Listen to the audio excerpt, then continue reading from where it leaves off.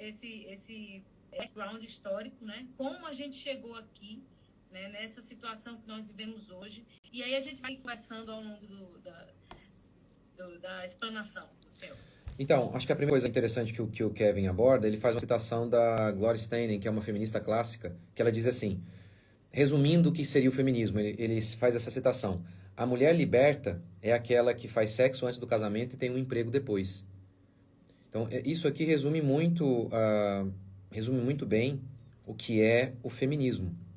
É aquela noção de empoderamento que se daria através da revolução sexual e principalmente por meio de uma mudança no arranjo econômico. Principalmente por meio dessa mudança. Historicamente, biblicamente, historicamente e geneticamente. Biblicamente, historicamente e geneticamente, o homem é provedor. É isso que o movimento feminista vem para inverter. Quando ela fala de empoderamento, fala do quê? A mulher não vai mais depender financeiramente do marido. Então você nota que lá em Gênesis, Deus amaldiçoa o trabalho do homem e a maternidade da mulher. Já dando então noções claras ali de vocação. Depois, nós vemos, por exemplo, como que era clara a ideia de que o homem tinha que ser o provedor, lá em Êxodo, quando Deus regulamenta a poligamia. O que Deus faz? Ele diz assim, se um pai quisesse dar o seu filho a uma segunda mulher, um homem quisesse casar com uma segunda mulher, ele já era casado e queria uma segunda mulher. Aí Deus ordenou o seguinte, que esse homem ele não poderia diminuir as vestimentas e a alimentação, a comida da primeira mulher. Com isso, então, fica muito claro que ele só poderia casar se ele tivesse condição de bancar. Se ele não tivesse condição de bancar a mulher, não poderia casar.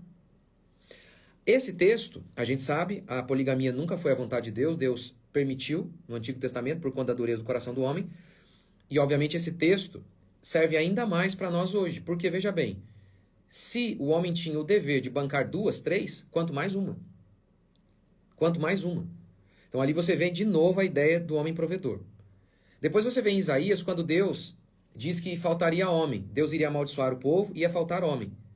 E aí a maldição ia ser vista assim, 7 mulheres iam grudar em um homem e dizer, olha, case conosco, nós vamos produzir a nossa comida, nós vamos dar a nós mesmas as nossas vestes, ou seja, elas iriam bancar a elas mesmas, apenas case conosco. E Deus está dizendo que isso aqui era uma maldição.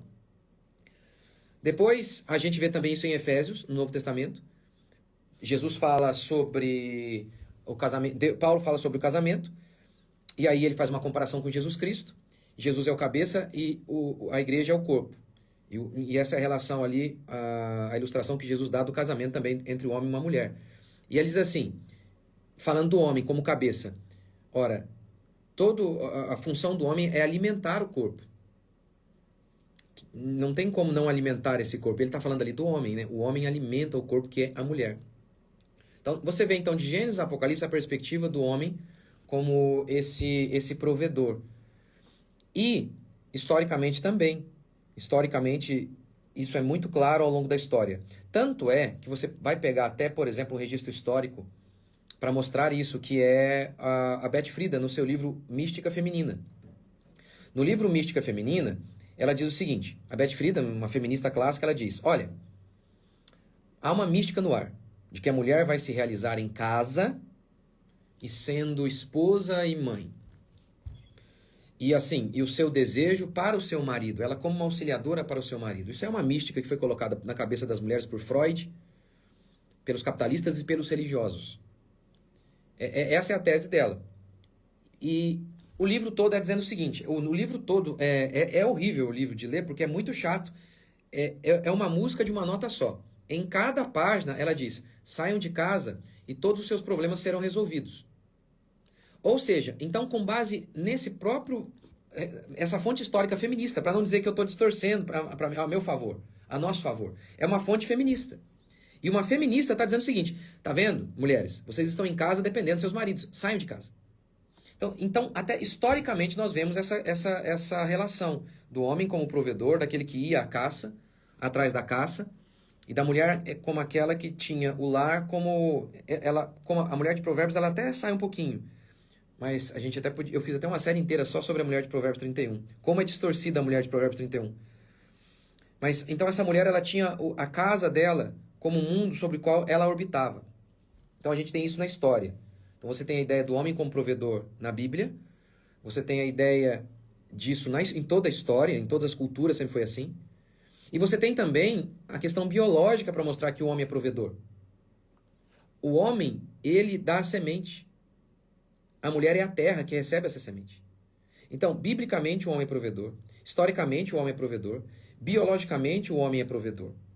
Aí eu precisaria de um outro, ou talvez a gente vai falar um pouquinho sobre isso, do trabalho da mulher, né? A mulher também trabalha, mas esse trabalho da mulher está sempre associado ao trabalho do homem. Acho que a gente vai falar um pouquinho mais disso mais ali na frente. Mas enfim.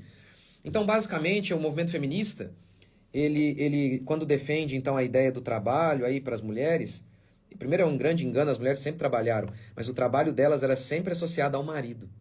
Essa era a ideia, elas sempre trabalharam.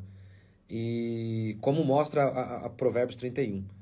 Mas com o movimento feminista, se tira a ideia de a mulher como auxiliadora do homem. Agora os dois têm carreiras totalmente independentes. O Douglas Wilson chega a comentar o seguinte, falando sobre a mulher auxiliadora. Quem tem trabalho é o homem, diz o Douglas Wilson. A mulher é auxiliadora dele. Se ambos têm carreiras totalmente independentes, então ela não é auxiliadora no trabalho dele. E a Nancy Pearce vai mostrar isso também no livro Verdade Absoluta. Ela chega a dizer o seguinte, que antigamente, isso aqui ela está falando de história, que antigamente casar-se era adquirir o trabalho do marido. Casar-se era adquirir o trabalho do marido. Então, isso faz muito sentido, né? Isso faz muito sentido biblicamente falando, historicamente falando. E eu também tenho outro argumento fortíssimo sobre isso, que é a minha experiência como pastor durante 20 anos. Como que essa estrutura feminista vista em inúmeros lares, em que essa economia não é mais uma economia familiar, não é uma economia centrada ali na família, de modo geral, onde todos estão juntos. Como você percebe hoje um esfacelamento da família? Como o Kevin Swenson diz acertadamente, né, no seu livro. Então, acho que de início, a primeira coisa então a se falar é justamente sobre isso, né? A ideia de se perdeu, em primeiro lugar, de que o homem ele é provedor. E por quê? Por que não é que a mulher é incapaz? De modo algum, não tem nada a ver com isso. Primeiro tem a ver com funções distintas, mas eu tenho 4 filhos. E eu infelizmente, só tenho 4. Porque eu acredito que eu pequei em evitar filho lá atrás, e aí agora tá difícil. Né? Só tenho 4 agora. Minha vontade era ter quanto Deus quisesse, no mínimo uns 10. Eu crendo assim, só com 4, quer dizer, com 4 já dá para ver que se a mulher tem um trabalho que ela fica muito tempo longe de casa, é muito difícil. É uma questão até, nem só filosófica, mas de prática. Por exemplo, eu tenho 4 filhos, então, principalmente quando eles são bebês, então, nossa, aí que é mais ainda. É dor de... tá nascendo dente, e aí não tem remédio que dê jeito, e nem o pai. E é o que eu sou muito ligado aos meus filhos, estou sempre junto com eles. Mas é a mãe ali. Pega a mãe de noite, por exemplo, de madrugada, né? Aí às vezes eles acordavam e não dormiam de jeito nenhum, com dor, às vezes cólica também.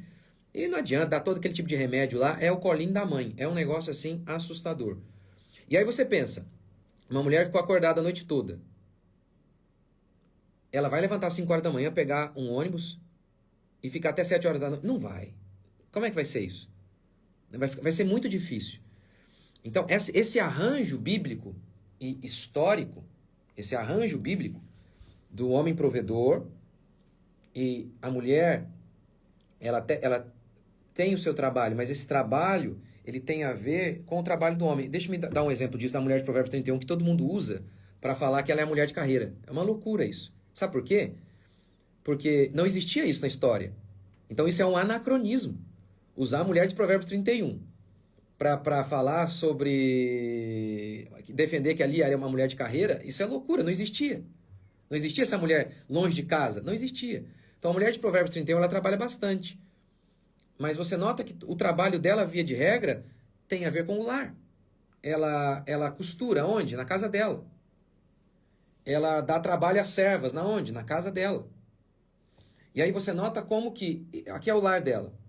E ela, então, orbita ao redor da casa. De vez em quando ela faz isso aqui, ó. Ela vai um pouquinho longe. Ela vai buscar o pão longe, mas ela não fica fazendo o pão lá. Ela busca e volta. Ela não fica lá fazendo pão, levantando 5 horas da manhã, voltando 7 horas da noite, ficando 7 dias longe de casa. Ela não faz isso. Ela busca o pão e volta. Olha o lar aqui, ó. Outro trabalho que ela tem. Ela avaliava um terreno. Isso você pode fazer com seus filhos na Barra da Saia. Então, note que tipo de serviço que ela tinha. Então, era uma economia familiar. Ou seja, era basicamente aquela mulher que gerenciava as riquezas também ali do seu próprio marido, da sua casa. Então, tem nada a ver com a mulher de carreira estabelecida aí principalmente a partir do advento do feminismo. Então, a mulher de Provérbios 31 acho que tem muito a ver com o que a gente está falando, né? A ideia de uma economia familiar, em que aquela mulher, os investimentos os investimentos da família que ela está fazendo, então ela de fato está auxiliando o marido no seu trabalho. É isso que a gente está vendo ali na mulher de Provérbios 31. Então, de início, eu acredito que um dos grandes problemas, então, dos nossos dias, com o advento do feminismo, começa com esse primeiro ponto da questão de perdeu-se o homem como o provedor, né? O homem como o provedor e essa mulher que auxilia esse marido no seu livro Verdade Absoluta, ela cita algo muito interessante.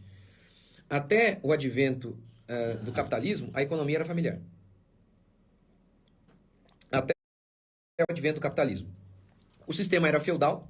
O feudalismo era ruim em si mesmo, mas o sistema era feudal. E aí os senhores distribuíam as terras e as famílias trabalhavam a terra. E tinham senhores e cada um tinha lá a sua casa e trabalhava basicamente ali com a agricultura, na lavoura. E nesse sentido, a economia era familiar, como era, por exemplo, na casa do meu avô, que era assim. Tinha a roça ali, a casa aqui, a roça, e todo mundo trabalhava junto. Meu pai, desde os 7 anos, ele trabalhava, junto com o tio dele, porque o meu avô faleceu, enquanto meu pai estava na barriga da minha avó. E a família, o trabalho era totalmente junto, né? Todo mundo junto ali o tempo todo. Basicamente era assim. E a Nancy Pierce, então, vai dizer que, olha, até o advento do capitalismo, era basicamente assim a estrutura econômica. Tudo girava em torno do lar. Ela chega a dizer o seguinte até, que, inclusive, trabalhos que não tinham ligação direta com a lavoura, sei lá, por exemplo, um marceneiro, um advogado, até esse, tudo girava em torno do lar. E aí, com o advento do capitalismo, primeiro os pais saíram. Os pais foram para longe de casa. E aí já houve uma mudança na estrutura econômica ali. E aí o trabalho do marido, às vezes na fábrica, muitas vezes não tinha nada a ver com uma mulher. Ou no máximo os dois trabalhavam na fábrica juntos, mas esses juntos ali não era a mulher de fato auxiliando o marido, era a mulher auxiliando o patrão, né? E aí, com o advento do feminismo, e também por conta da Revolução Industrial que fez com que serviços que antes eram impossíveis às mulheres se tornaram possíveis. E aí você tem então a questão da Revolução Industrial, que o que de fato talvez mais fez com que as mulheres saíssem de casa. Abriu-se um mercado de trabalho muito abrangente para as mulheres, por conta... Um exemplo. O meu tio, quando ele começou a trabalhar aqui numa multinacional, na BASF, há 50 anos, ele foi contratado porque meu tio é muito forte. Meu tio é muito forte. Então, para carregar peso. Hoje o meu tio é obsoleto, porque tem uma máquina. Então, a mulher pode fazer o que meu tio fazia há 50 anos. Então, você tem esse advento, então, do avanço tecnológico, que propiciou muitos trabalhos às mulheres. E você, então, tem também agora um conceito filosófico, por meio do feminismo, dizendo, saiam de casa mesmo.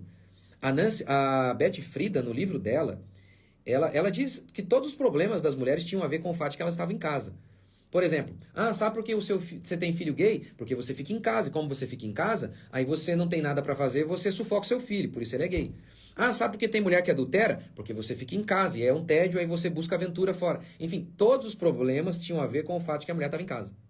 Né? Essa é a ideia dela do livro A Mística Feminina. Então você tem todos esses elementos aí, esses arranjos filosóficos, estruturais, econômicos, que vão fazendo com que o brasileiro ele nasce e ele já está nesse ambiente. Ele nem pensa que existe outra possibilidade, porque ele já nasceu assim. Olha, é assim mesmo, cada um tem o trabalho dele, a família não trabalha junta mais, cada um tem o seu e se vira, e todo mundo separado. Então você tem a escola que separa, agora você tem o trabalho que separa também, né? Então isso aí tem muito a ver. Então, por um lado, por um lado, uma questão até tecnológica também gerou isso, né? E a gente está aqui então para discutir um pouco sobre isso, né? Como que a gente tem que tentar fazer para tentar melhorar, o que a gente pode fazer diante desse ambiente, né? Primeiro lançar essa pedra, né? De mostrar, peraí, ó, isso aqui não é o único estilo de vida, não. O único estilo de vida possível. Que o pai sai de casa cedo, a mulher sai também, cada um vai para um lado, e os filhos também para um lado, cada um para um lado, todo mundo separado o tempo inteiro, né? Tanto por meio da escola quanto por meio do trabalho, né? Aqui na minha igreja, eu fiz esses dias, eu não fiz uma pregação ainda, mas eu falei assim, olha, não tem coisa melhor do que vocês têm que empreender, meus filhos. Aí você coloca a sua mulher para trabalhar do seu lado, seus filhos para trabalhar com vocês. Não tem coisa melhor. Agora, eu vou dar o meu exemplo aqui, porque tem alguns trabalhos que são atípicos, né? Por exemplo, um militar. Como é que ele faz, né? Um militar, né? Ou eu sou o líder, um dos líderes da minha igreja. Se fosse uma empresa, eu seria o chefe ali, mas a igreja não é empresa. Então eu não posso colocar o meu filho lá. Se fosse, já estaria tomando conta. Mas não é. Então, como é que a gente tem que fazer, né? No meu caso, por exemplo, o que eu tenho feito? O meu mundo melhor seria esse mesmo. Eu ter uma empresa mesmo, meu filho trabalhasse comigo, mas a igreja já me demanda muito tempo. Então, meu filho trabalha comigo, aqui quer dizer, eu tenho uma empresa, né? Que é a minha empresa aqui do YouTube e dos meus cursos. E aí ele que gerencia tudo isso para mim. Ele toma conta de tudo. Ele que edita o vídeo, ele que faz tudo, ele que cuida dos cursos, ele faz tudo. E aprendeu. Então, desde os 12 anos, ele trabalha comigo. Ele trabalha aqui em casa. E agora ele está com 16. E aí, algo que eu sempre falei para ele, filho, tem que empreender, meu filho. Você tem que empreender. E aqui vai ficar pequeno para você. E uma coisa que eu sempre falei para ele, vendas. Venda. O caminho é a venda. Todo mundo é um vendedor. Todo mundo é um vendedor.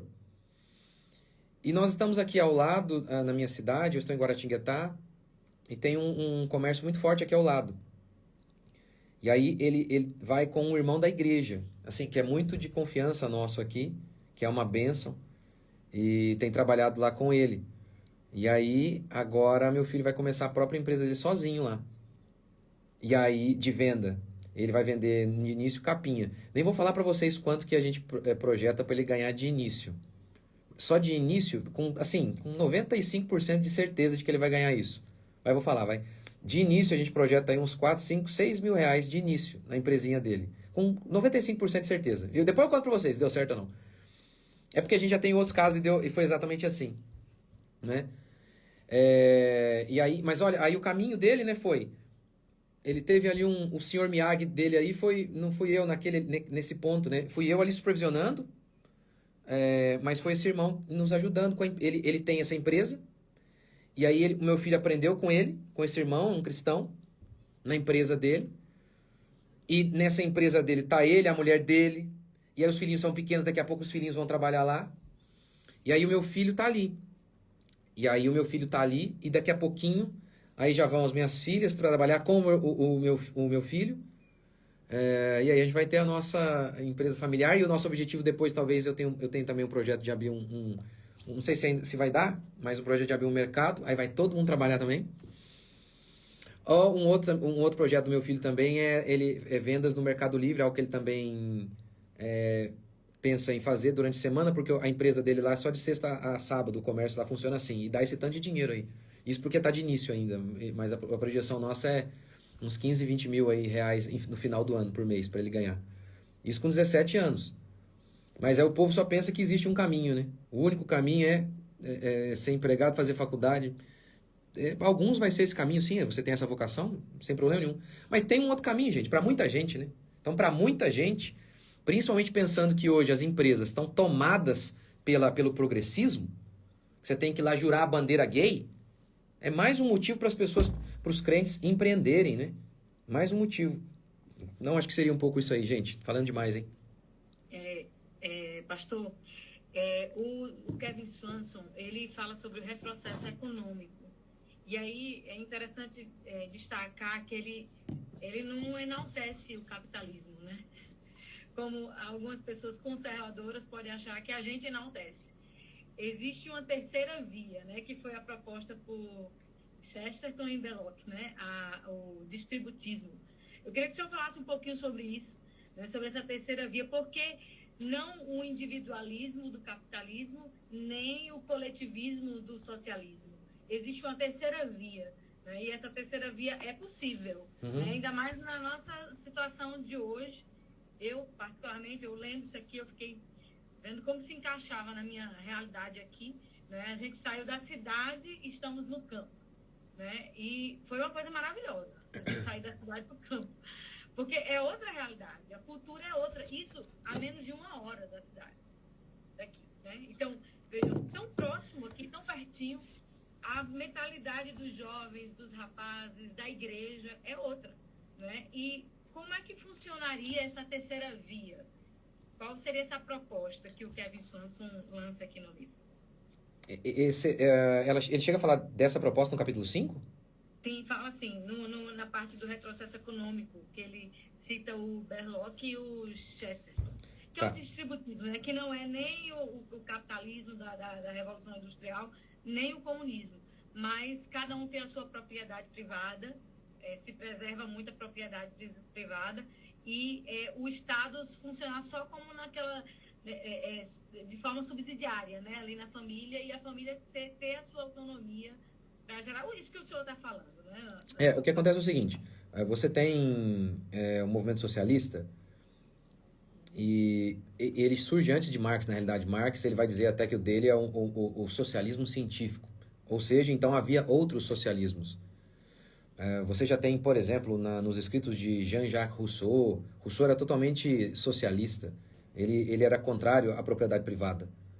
Então você já tem ali antes, então, todos esses absurdos e vai culminar com o Karl Marx.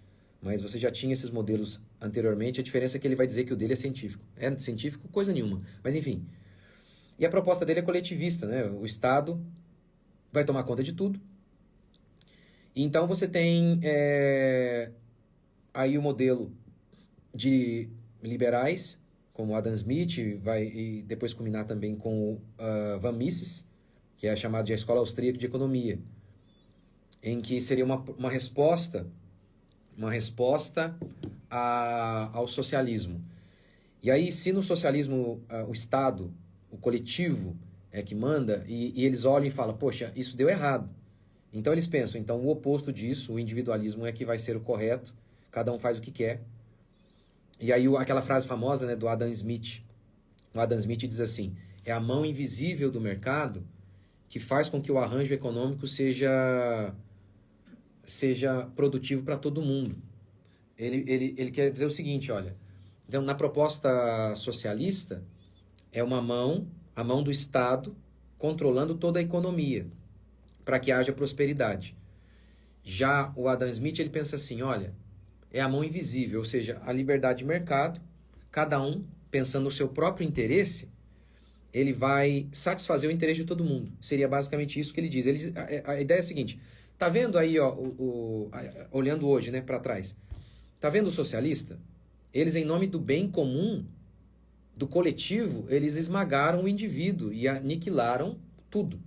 Então a resposta seria o individualismo. A resposta seria o seguinte, o capitalista, que ele diz, pensando apenas em si mesmo, ele provê riqueza para todo mundo. E aí o Adam Smith diz, o padeiro, ele está pensando nele, e pensando apenas nele, em como obter lucro, ele faz um bom pão. Então seria, aí tem até um livro chamado, o segundo livro mais lido nos Estados Unidos é da Ayn Rand. Esqueci o nome. Livro clássico, em que ela vai... A Ayn Rand era uma filósofa do egoísmo, em que ela defendia o egoísmo, que tem tudo a ver com o espírito capitalista aí. Então essas seriam as duas propostas, né? É óbvio que algumas coisas no capitalismo têm alguns elementos corretos, como você vê, por exemplo, um Estado enxuto. A gente vê isso no capitalismo, a ideia de um Estado enxuto. E na Bíblia a gente vê isso também. A gente vê um Estado enxuto, por exemplo. Na época dos juízes, qual era a única função do poder civil? Era julgar, era juízes. Quando o povo pede um rei, Deus está dizendo, isso é um retrocesso. A monarquia já era um retrocesso, diferentemente do que os católicos pensam. Já era um retrocesso. E aí, então, em Romanos 13, você nota que a função do Estado ele traz a espada. Ou seja, a função do Estado é julgar. Basicamente seria essa a grande função do Estado. E a economia, ela tinha uma liberdade muito grande lá em Israel. Então, nesse sentido, a gente tem algum elemento parecido aí no capitalismo. Mas, para falar sobre todos esses elementos, você precisa falar da palavra de Deus. Não tem como. A palavra de Deus, ela sempre tem que ser a base para tudo. Como assim? No capitalismo, nessas ideias que eles dizem que o capitalismo não é uma ideologia, mas tem sim alguns elementos ideológicos, você vai ter o seguinte, olha, qual que é o pressuposto básico? É o indivíduo. Parte-se do seguinte pressuposto, é o indivíduo, o que ele quer é o correto, é certo se eu quero, se você quer, e a propriedade é minha e ninguém pode fazer nada, e parte desse pressuposto, então, de que o homem é uma espécie de Deus. Ele é uma espécie de fim em si mesmo. Essa seria a ideia aí do capitalismo.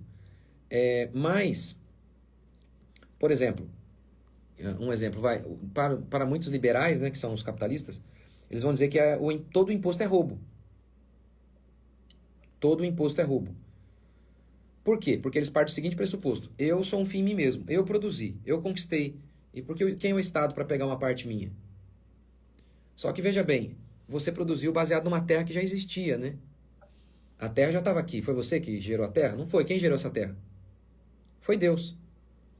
E na lei de Deus, por exemplo, ele colocou uma lei que os ricos deveriam deixar as espigas que caíssem por si mesmas para os pobres.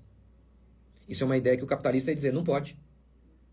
O capitalista ia dizer que não pode, por quê? Porque a propriedade é minha. A fazenda é minha. E por que a gente pode dizer que é correto esse imposto? Porque a terra é de quem? A terra é de Deus. Se a terra é de Deus, então ele pode dizer o que ele quer que se faça com a terra dele. Então, na perspectiva cristã, a terra não é minha. Eu não sou meu. Eu sou de Deus. Na perspectiva capitalista, não. Eu sou meu. Meu corpo, minhas regras. Minha propriedade, minhas regras. Eu faço o que eu quiser com ela. Então, você precisa... Mas você não pode debater assim, porque a terra estava aí já. Você precisa debater quem que fez essa terra. Você quer ver deixa eu dar um outro exemplo para tentar explicar o que eu estou querendo falar. Eu estou querendo tentar mostrar que se você não partir do pressuposto de que existe um Deus absoluto e ele deve ser a base da sociedade, da economia, não dá para falar nada. Por exemplo, a eutanásia. Eu vou falar da eutanásia, mas eu estou querendo falar sobre a economia. A eutanásia é o suicídio assistido. O que é o suicídio assistido? Você pede para o Estado te matar. E o Estado consente que você morra. Você se mate. Isso é correto ou não? Depende. Você precisa responder, Deus existe ou não? Para responder se a eutanásia é correta ou não, você precisa responder a pergunta, Deus existe ou não? Se Deus não existe, a eutanásia é correta. Se Deus não existe, a minha vida é minha. Quem é você para dizer que eu não posso encerrá-la? Você é tão ser humano quanto eu. Então eu quero encerrar minha vida, eu encerro. Acabou. E eu pago o imposto e o Estado que me ajude nisso. Agora, e se Deus existe? Se Deus existe, aí você não é de você mesmo. Desse modo, essa lei se torna imoral.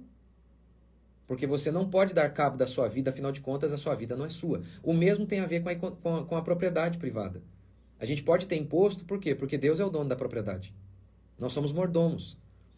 Então, eu acho que o debate é bem longo, né?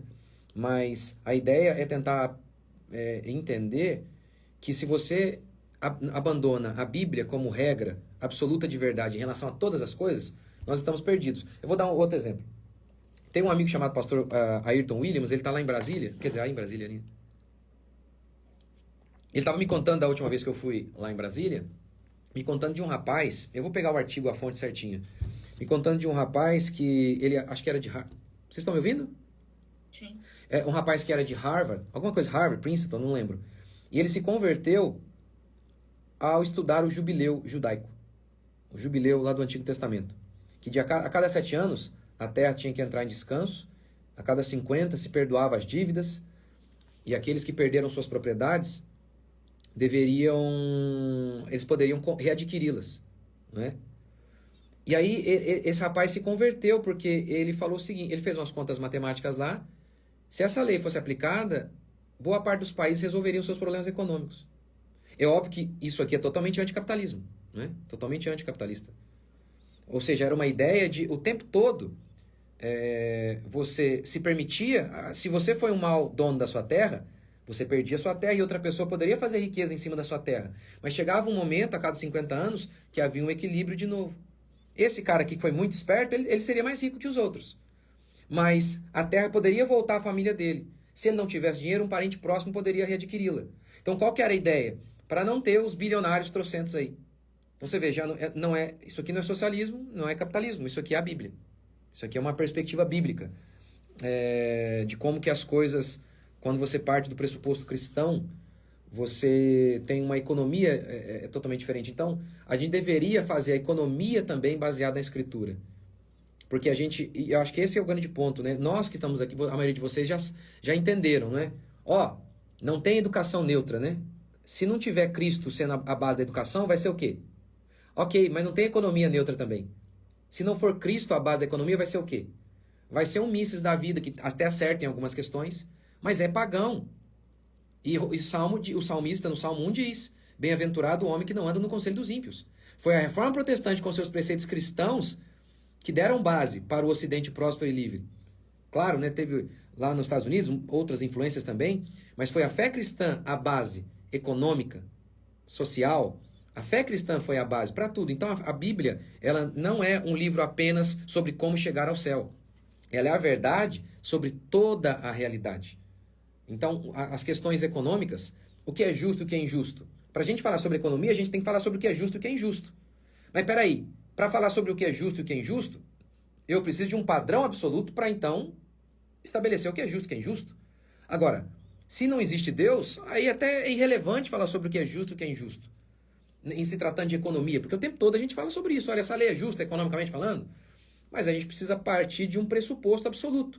E qual é esse pressuposto absoluto? É a Escritura. E é isso que, por exemplo, a direita não tem. Nesse sentido, a direita também acaba sendo uma ideologia. Nós temos uma proposta, é a Bíblia. É a palavra de Deus como verdade sobre toda a realidade. Foi isso que moldou o Ocidente livre e próspero, né? A Bíblia como luz para tudo. Como Jesus falou, lembra? Olha, vocês são a luz do mundo. É vocês que vão iluminar o mundo. São vocês que vão conduzir o mundo. São as suas ideias, não a de Platão. Várias ideias de Platão afundaram o mundo. Por exemplo, a ideia coletivista, muitas delas vêm de Platão. Há vários e vários estudiosos falando, olha, muito do que a gente vê em países totalitários tinha a ver com as ideias de Platão, e tem mesmo. Vocês já ouviram falar daquele... É um filme, são três filmes. Como é que eu falo isso? É uma série? Não é uma série, porque são filmes, né? São três. É Divergente. Já ouviram falar?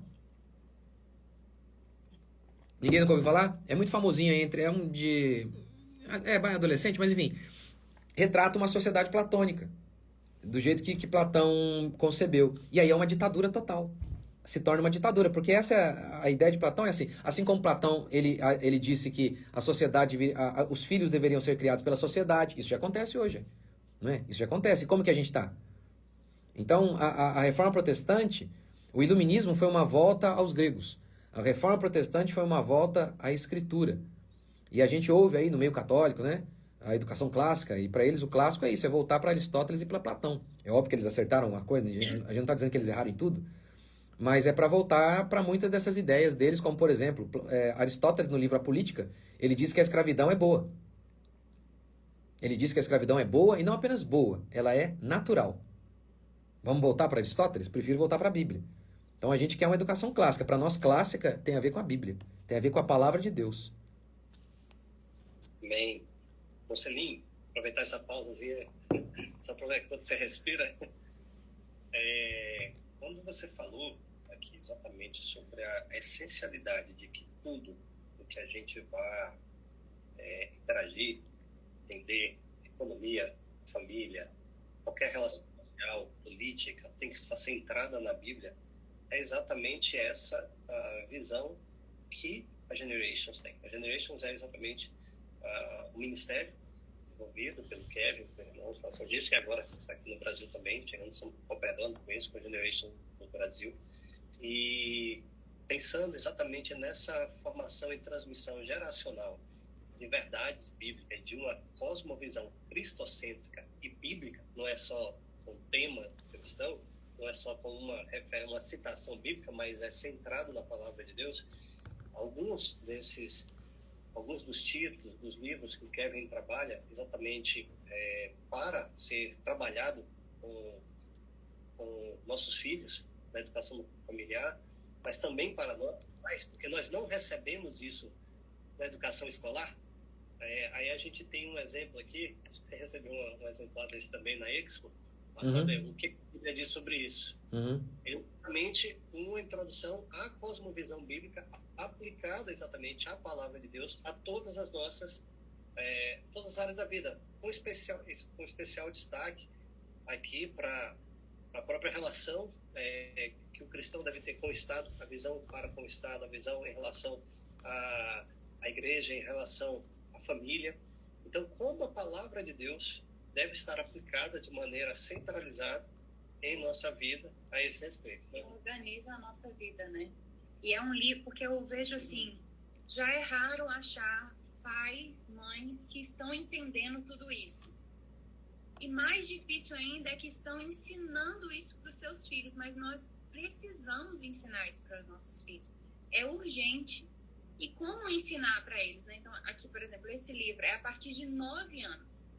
O que a Bíblia diz sobre isso? E o Kevin fala exatamente isso que você está nos trazendo, pastor Mocelin, que para todas as áreas da vida, para organizar a vida humana e a vida coletiva humana, nós deveríamos aplicar a Bíblia para sistemas de leis, para sistemas penais, para relações trabalhistas, relações de relações trabalho, de marketing, qualquer coisa. E ainda esse aqui, né, que a gente está estudando com nossos filhos e um grupo de adolescentes. Esse é um outro livro, ainda não está traduzido, mas é um projeto para ser traduzido até o final do ano. How the World Runs, como o mundo funciona e qual a sua parte nele. É um livro para pessoas a partir de 12, 13, 14 anos de idade, mas não é infantil. É um livro de macro e microeconomia à luz da Bíblia. Ele perpassa, portanto, exatamente as coisas que você abordou aqui, né? Onde a economia, uma análise tanto macroeconômica quanto de negócio, do seu empreendimento, mas entender cenário de relação política de um país ou de blocos econômicos tem que ser à luz da palavra de Deus. Se eu coloco, não, Vinícius, isso aqui é marketing, a gente tem que seguir o marketing. Eu estou dizendo que Deus não é soberano. Eu estou tirando a autoridade da palavra de Deus e a autoridade de Deus em qualquer uma de nossas vidas. Isso não pode acontecer. Exato. Não, exato. Lembra, é impressionante. O temor do Senhor é o princípio da sabedoria. Ou seja, é a Bíblia que dá os pressupostos para a sabedoria em todas as áreas. O texto não diz, o temor do Senhor é o princípio para a sabedoria religiosa, apesar de para mim tudo ser religião. O temor do Senhor é o princípio da sabedoria, restringindo-se apenas às coisas celestiais. O texto não diz isso. O texto diz, o temor do Senhor é o princípio da sabedoria.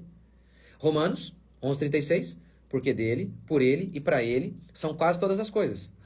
Não é assim. É que a Bíblia de quase todas as igrejas é assim. É porque dele e para ele são quase todas. Quer dizer, quase nada, para falar a verdade.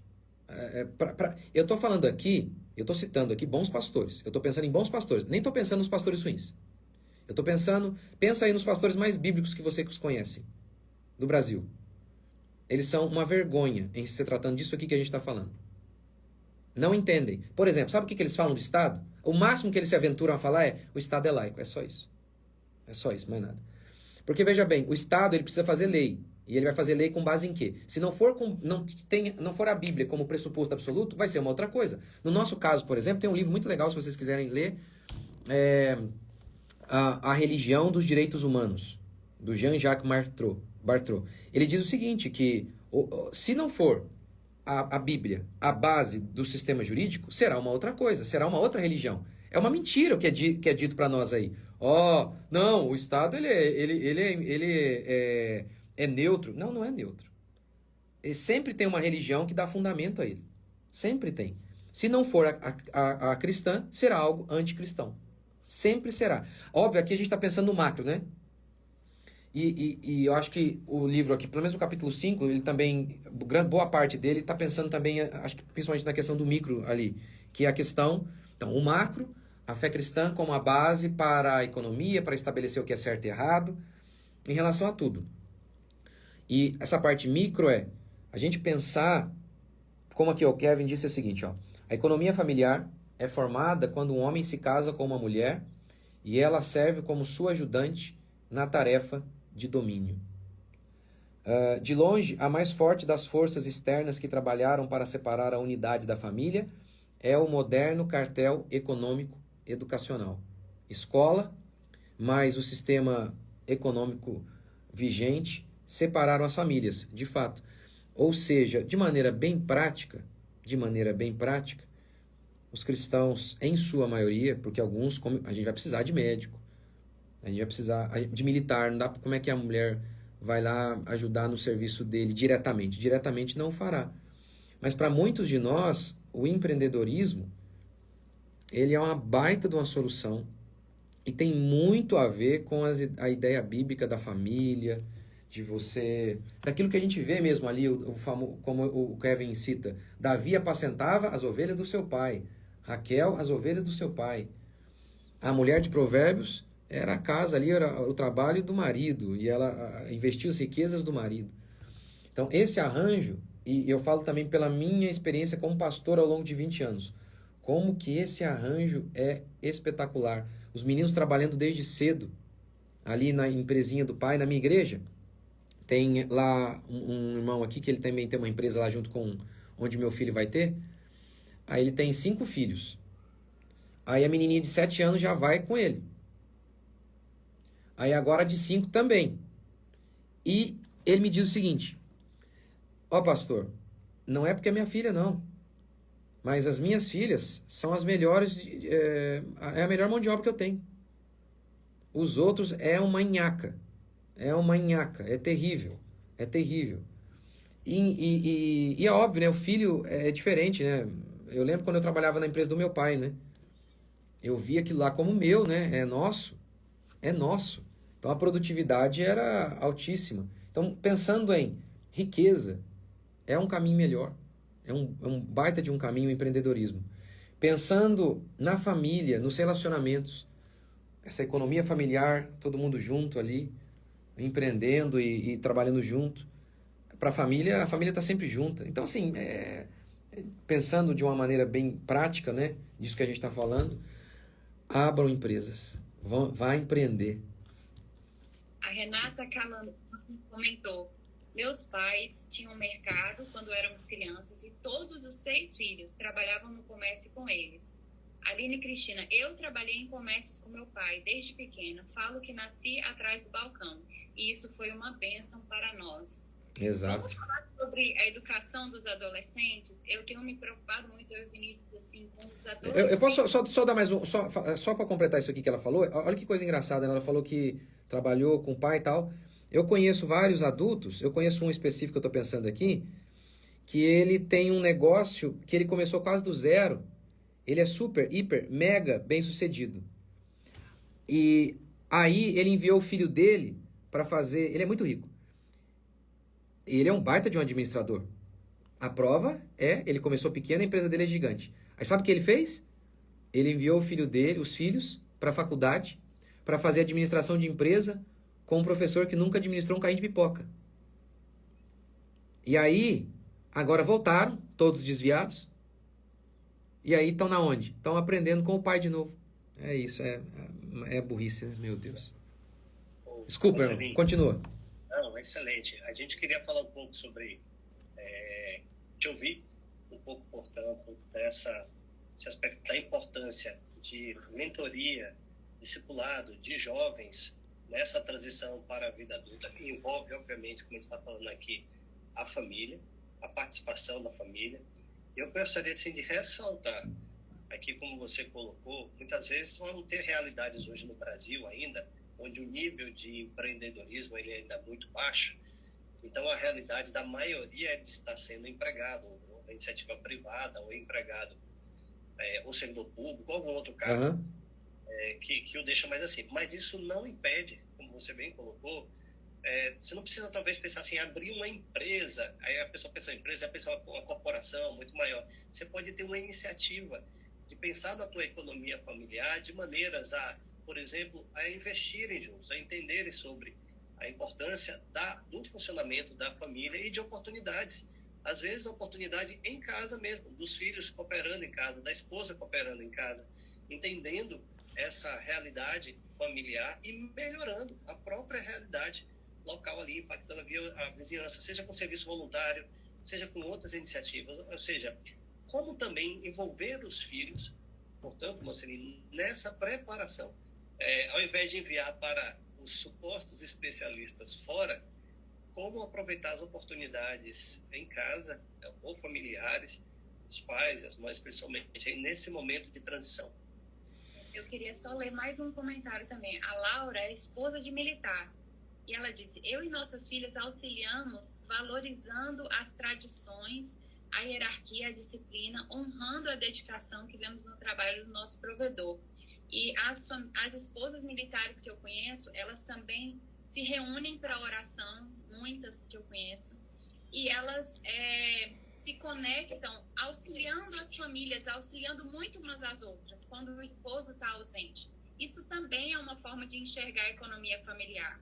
Elas se ajudam na educação dos filhos. Também está acontecendo aí uma economia familiar, né? Famílias se ajudando em cooperação. Você mencionou do irmão da igreja que está mentoreando seu filho na parte de vendas, né? O nosso filho mais velho, ano passado, estagiou num cowork de um irmão da igreja. Olha que legal. Que a linha do homeschool dele não iria formar um homem provedor. Estava muito intenso, assim, uma carga cognitiva excessivamente teórica, né? E estudando conteúdos ou personalidades que para nós, assim, não iria mais confundir do que convergir para o cristianismo dele, iria mais atrapalhar, ocupar o tempo dele do que fundamentá-lo, né, como discípulo. E a gente realinhou para ele ter mais vida prática, mais integração do que ele estuda à prática. Trabalhou no co-work, no atendimento da Expo, ele ficou fazendo atendimento. E eu acho que a sua realidade, eu acho que é de muita família que pratica homeschooling. Muitas vezes fazem isso, não? E aqui o Kevin ele diz assim, ó, os jovens não têm sido orientados a trabalhar, né? Você tem que ganhar dinheiro. Isso é um princípio bíblico. A cobiça, o amor ao dinheiro é ruim, mas o dinheiro não é uma coisa essencialmente má. Não, pelo contrário. Eu preguei por coincidência na minha igreja semana passada a história de Davi, aquele momento que muitas vezes esse detalhe às vezes passam despercebidos. Davi vai, todo mundo sabe da história, mas passa despercebido. Davi vai até o arraial, ele era um garoto, provavelmente, e lá minha pregação explica, provavelmente, certeza absoluta que ele tinha no máximo 16, mas provavelmente ele tinha 14. E há uns cálculos que a gente faz ali que é uma certeza bem grande, viu? Que ele tinha 14, 15 anos, quando ele lutou contra Golias. E aí ele vai até o arraial, e lá ele ouve, o rei vai isentar de imposto, vai conferir riqueza e vai dar a filha dele para quem matar Golias. Eu acho que ele ficou mais seduzido pela ausência de imposto. Isenção de imposto, eu acho. Mas enfim. Aí diz o texto que ele ouviu. Ele ouviu uma vez. Aí ele virou e perguntou, como é que é? Aí ele faz a primeira vez ele pergunta. Aí ele ouve pela segunda. Seus irmãos o xingam. Ele faz pela segunda vez a pergunta. O que o rei vai dar mesmo? E aí ele ouve pela terceira vez. Ele vai dar dinheiro, vai isentar de imposto e vai dar a filha dele. Logo em seguida, Davi diz assim, quem é esse circunciso que vem contra o meu Deus? Então você percebe que em Davi havia um desejo pela glória de Deus. Mas ele também ficou interessado em ganhar dinheiro. Era lícito matar o gigante e receber aquela riqueza. Então, eu acredito que muitas vezes, por conta daquela ideia católica e agustiniana, de que vê a matéria como algo ruim, isso tem a ver com Agostinho, influenciado por Platão, que via o mundo material com uma maneira negativa. Então, para nós, o dinheiro não é um Deus, como na perspectiva da teologia da prosperidade, mas também não é um demônio, como na perspectiva católica medieval. Então, o dinheiro é uma bênção. Aquele que trabalha espera colher. Então, incentivar os nossos jovens a ter uma perspectiva positiva do dinheiro, não idólatra, nem demoníaca, mas positiva da riqueza. Porque quando Deus criou a riqueza, ele falou o quê? É bom. Não havia papel moeda ainda. A riqueza, o papel moeda é só um meio de troca. A riqueza mesmo é o que a gente produz, é o que a gente tem. E Deus olha tudo, o minério, a fauna, a flora, ele diz o quê? É neutro? Não. É bom. Ele vê a matéria como algo bom. Então, ensinar os nossos filhos, tentando responder a pergunta do Vinícius, ensinar os nossos filhos a ter uma perspectiva positiva do trabalho, positiva do dinheiro. E aqui, ó, o Kevin disse, os jovens não têm sido orientados a trabalhar. Eu sempre, lá no meu... Eu acho que eu tenho um capítulo inteiro falando sobre a importância, no meu livro, A Homeschooling, falando sobre a importância do trabalho para moldar, não apenas para adquirir dinheiro, mas para moldar o caráter das crianças. Então, eu acho que a pergunta que o Vinícius me fez até, eu já tinha acho que um pouco respondido. Ó, a gente tem que tentar inserir, a esposa do Vinícius já respondeu bem. A família, a família que se une, as dos militares que se unem, o seu filho que foi trabalhar lá com quem mesmo? Vocês falaram que ele foi trabalhar? Um irmão, num coworking. Aí, então, eu acho que ele saiu de casa. Aqui tem 3 meninos, né? Uhum. Então, também é importante. Meninos não, rapazes agora, né? Não é mais uma fase deles ficarem no homeschooling grudado comigo, grudado num ambiente feminino, né? A gente foi percebendo tudo isso. Tanto o Vinícius carrega muito eles, quanto a gente vê a importância de eles estarem com homens, né? Porque meninos aprendem a ser exato com homens. Então, ele foi para um coworker. Olha que maravilha. Né? Ele tinha que se sujeitar, seguir ali as orientações de um chefe que a gente confiava, né? Se você quiser falar um pouco melhor. A experiência sempre muito rica, e era o coworking do lado onde eu trabalho quando eu faço híbrido, quando eu vou presencial no trabalho. Então, nos dias que ele ia comigo, muitas vezes era olha que maravilha. Tempo de estar junto com ele, com outros irmãos, de almoçarmos juntos, de orarmos juntos. Então, aproveitar as oportunidades, todas elas que Deus nos dá. Então, pelo caminho, indo e voltando, conversando, aprofundando. Olha, a Cleide disse aqui, ó, o meu eu coloquei para trabalhar na farmácia com o avô. Essa é uma outra maneira, né? Olha que benção. Agora, no meu caso, e olha que situação, né? Eu, em alguns momentos, eu estava precisando de pessoa para trabalhar na minha igreja, e o meu filho era a pessoa ideal. Eu olhava o meu filho e eu falava, na minha opinião, ele é mais capaz que esses outros que estão se apresentando, só que não dá para colocar. Aí já vão falar que é nepotismo e tal. Então, mesmo achando, nossa, o meu filho era o melhor para essa função aqui, e ele ia me ajudar demais nisso, porque ele sabe do que eu preciso e tal, não o coloquei. Então, o que eu precisei? Aí eu dobrava o joelho e falava, Senhor, nos guie. Senhor, provê um trabalho para ele. E Senhor, e provê um trabalho que ele seja próspero. Abençoe meu filho. E aí, puxa, o negócio assim ai meu Deus, é só Deus mesmo. Esse irmão começou a trabalhar nesse lugar hoje, que é um segmento lá com muitas empresas, e ele começou a trabalhar no ano passado. E esse irmão é um irmão assim de muita confiança, e que ama meu filho, gosta do meu filho, e é um homem, né? É um homem de Deus. Ele começou e ele está ajudando meu filho em tudo, em tudo. Nossa, meu Deus, em coisas que eu não poderia ajudar. Então, a gente tem que se lembrar também disso, que a educação, assim como a nossa vida como um todo, é feita pela fé. A gente orar a Deus e falar, Senhor, nos guie, nos instrua. Né? A gente tem esses princípios aqui, eu tinha os meus já, que eu acredito que são da Bíblia, mas mesmo assim tinha hora que o que eu faço? E agora? Para onde que ele vai? E eu dobrando o joelho ali, falando, Senhor, nos guie. Faz com que o meu filho encontre seu caminho. E eu estou, assim, felizíssimo, né, com o que ele está fazendo agora e seguindo esse caminho. Tem tudo a ver com o que a gente está falando aí. Ô, gente, eu preciso ir, viu? Minha esposa está me esperando. Bom, Marcelinho, muito obrigado. Uma honra mesmo poder contar aqui com a tua contribuição. Esse é um assunto que instiga a todos aqui, pelo menos a gente principalmente, né? A gente se empolga. Estamos com o do meio, tá aqui atrás, por exemplo, ó, E me conheceu, Samuel. Ô meu, como é que você tá? Tudo bem? Super cooperador. Eu tinha aberto, quando ele era mais novinho, eu abri uma escolinha de futebol. Opa! Para aula para os meninos. Olha que legal. Aí ele assumiu, por exemplo, ano passado, início desse ano, ele mesmo que assumiu a turma, já dando aula para meninos. Olha aí, que pequenos, legal, gente. competindo com exemplos. Isso Bom demais. alegra muito assim o nosso coração. São experiências que marcam. Ah, é. Lidar, de gerir pessoas, gerir recursos, suprimentos e tudo. Aí você vai, como você falou, vai lá para uma faculdade de administração. Eu nunca fiz administração, mas na prática mesmo. Tem muitas coisas que um gestor hoje, eu falo para vocês, eu lido com pessoas gerindo processos também. Ninguém mais está olhando o diploma. Você quer encontrar realmente pessoas que tenham habilidades práticas voltadas. Então, não podemos privar de dar isso exatamente também para os nossos filhos, né? Exato. O Samuel falou pra gente que quer casar cedo, né? Aí eu virei, e a gente apoia. Eu também. Se você quer casar cedo, então você já tem que começar a ouvir sobre família. Aí ele tá buscando discipulado aí sobre família. E tem que ganhar dinheiro. Isso mesmo. Ai, bom demais.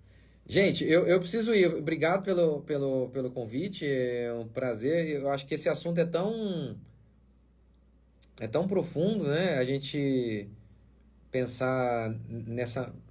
É uma coisa, acho que... Eu para falar a verdade, fiquei até surpreso quando eu li eu li o livro. É algo que, assim, muito raro de se ver falando por aí, né? Muito raro mesmo. Eu sou um cristão reformado e o meio reformado tem um viés bem intelectual e praticamente... No meio reformado, no contexto brasileiro, porque a nossa origem não é pobre como a gente vê no Brasil. Não é. A minha origem, a origem reformada, é bem rica. E é o oposto que a gente vê nos reformados do Brasil. É bem o oposto. Tem muito a ver com isso aqui que o Kevin, de maneira muito magistral, mostra no livro. Muito, muito bom mesmo. Um livro muito, muito interessante. Isso. Obrigada. Eu que agradeço, gente.